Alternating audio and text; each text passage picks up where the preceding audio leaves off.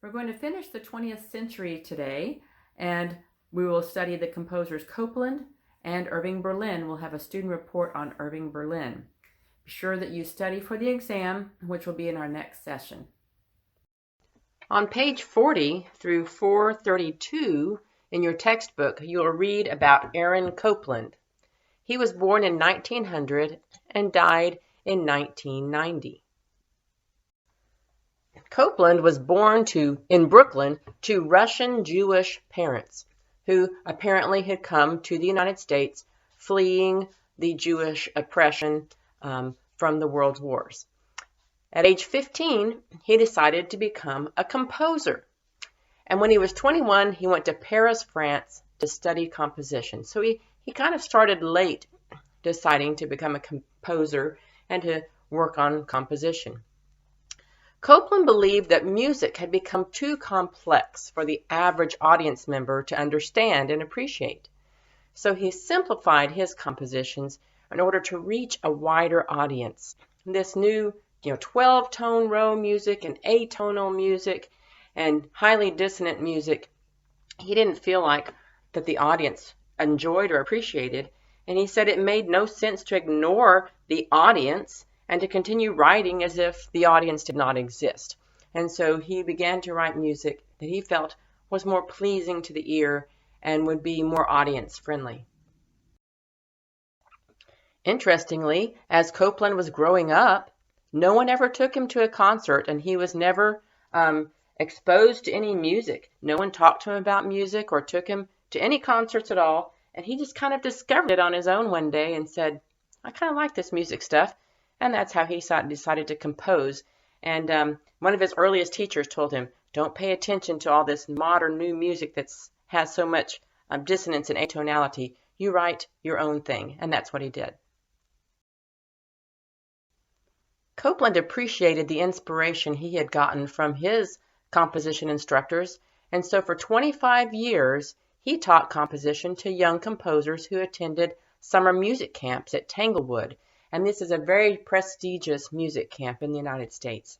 And it lasts all summer, and only the best students and teachers are able to go there. There's a long audition process and screening process that you have to go through to be able to go there. But he wanted to be sure to pass on this love of music and composition to new young composers.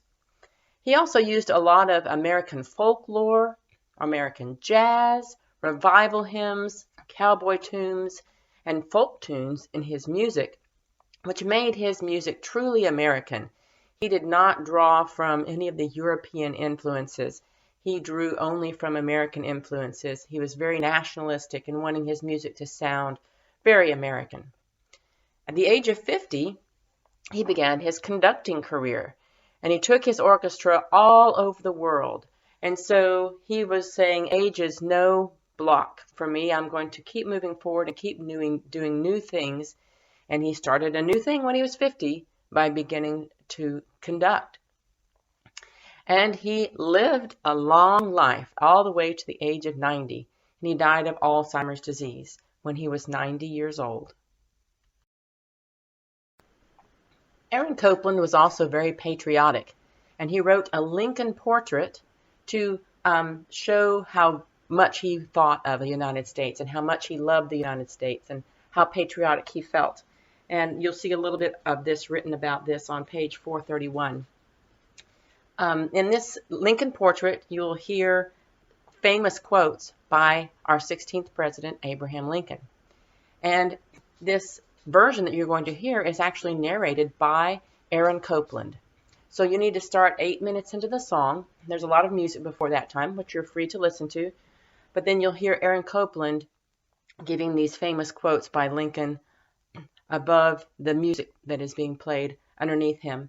And it's just a great little song. I love it. So I hope you enjoy it. If you look on page 433 to 434, you'll see the listening guide for Aaron Copland's Appalachian Spring.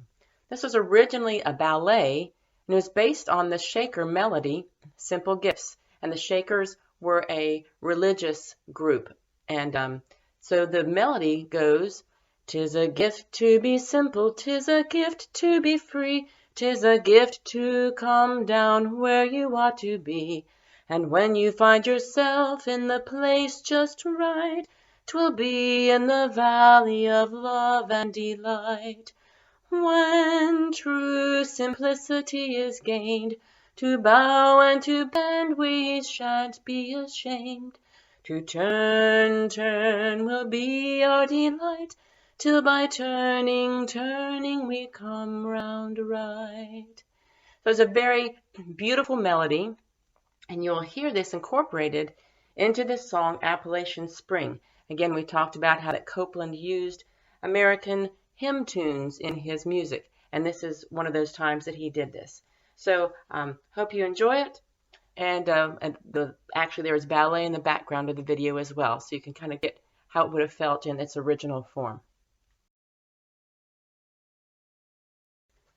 The last piece we're going to listen to by Aaron Copland is Hoedown from Rodeo, and this is an example of Copland using cowboy songs in his music.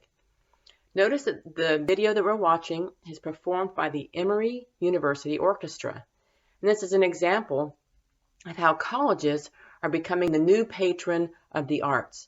And so if you want to hear new music, often you will go to colleges and universities to hear new music, because the standard symphony orchestras in town are playing the more standard repertoire, but colleges and universities are promoting the new and upcoming composers and the arts of new musicians.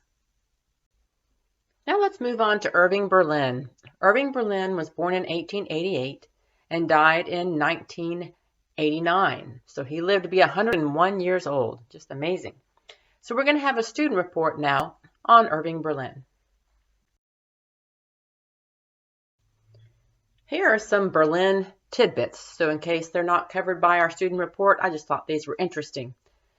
Irving's father was a Jewish cantor at the synagogue, and his family had to flee Russia when Irving was 5 years old because they were Jewish.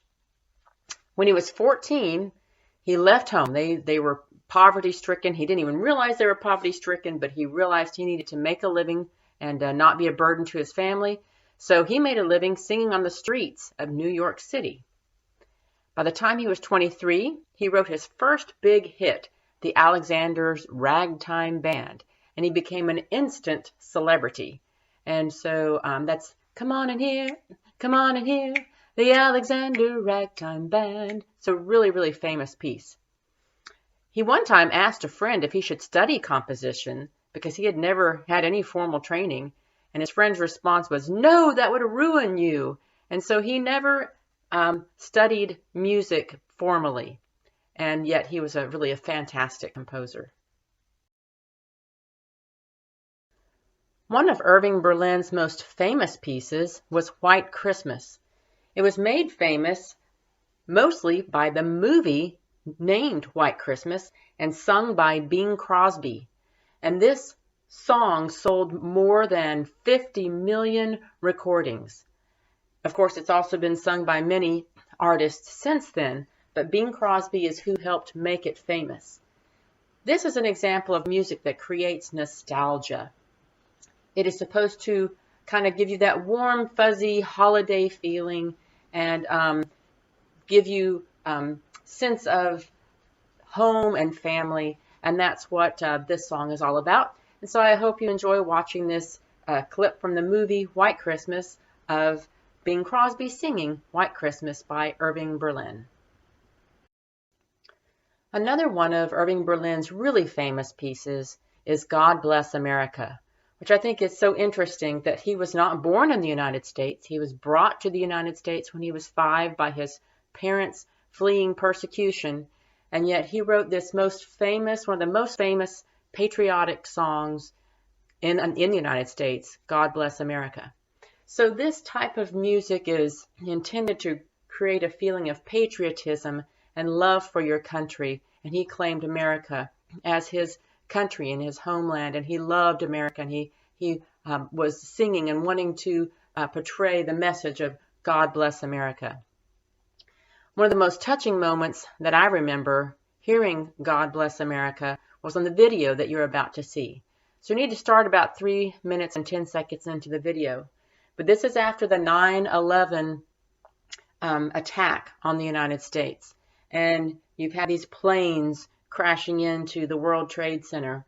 And Congress has gotten together and they are mourning this horrible situation and this horrible thing that has happened. And they are addressing the country.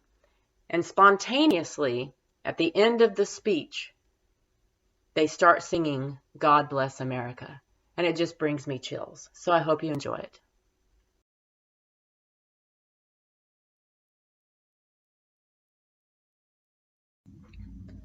Our next class session, you will be taking exam number 4.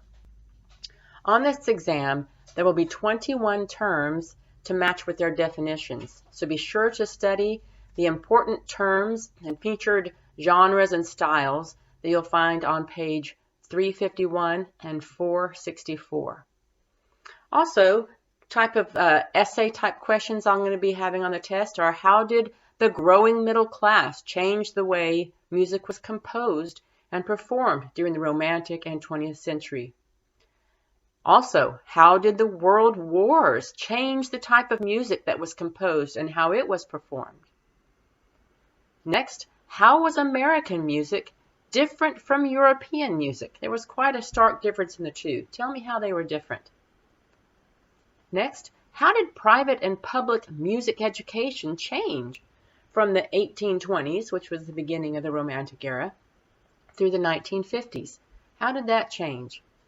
And then I want you to choose out of a list. Just look at the list of composers that we've been studying. Then look back at the old PowerPoints or through the list of composers at the end of each chapter.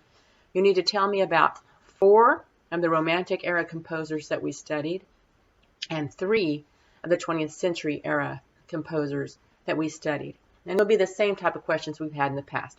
Where were they born? Where did they die? What kind of music did they write? Who did they work for? What was interesting about their life? Tell me something that was unique about them. So those are the type of questions that will be on the exam. So study hard and be sure you've read your text and listen to the music so you can see how music has changed through time. I hope you've enjoyed our study of the Romantic era through the 20th century. Next class, we'll actually begin studying about music since 1945.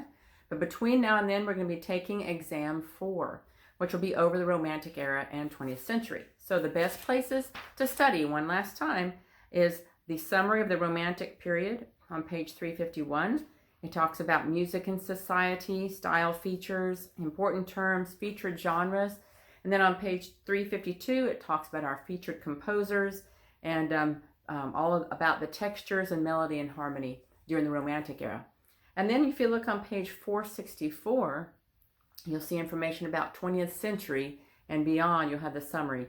So you'll get your important terms, how music is used in society, the featured composers, and don't worry about characteristics of music since 1945 because that will be in our next unit of study. So we will see you next time.